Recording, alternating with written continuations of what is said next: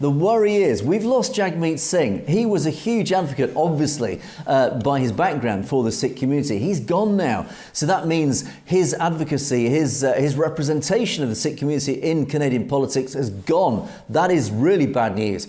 Now we have Mark Carney. He's taken over Trudeau. We do know Trudeau's track record. He was very positive. He was very supportive of the Sikh community. He wasn't perfect. There were a few issues in the past, but ultimately he stood up to Narendra Modi. He did stand up to transnational oppression. He called it out absolutely, vocally, loudly. He was not afraid. He stood up very courageously for that. But he's gone now. Carney's replaced him.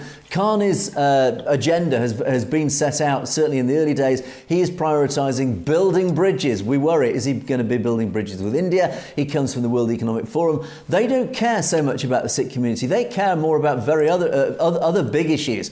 They're pushing the net zero agenda. They're pushing the globalisation issues. In other words, these are big issues, controversial in themselves, but they're moving away from Sikh issues. In other words, I think the Sikh issues are going to drop down that ladder of priorities very quickly, and it worries me that I think the Liberals are going to move away from caring too much about the Sikh community and caring more about other bigger issues like globalisation, anti-Trumpism, building bridges potentially with India or even Europe or whatever. So it worries me. What do these parties now represent for the Sikh community?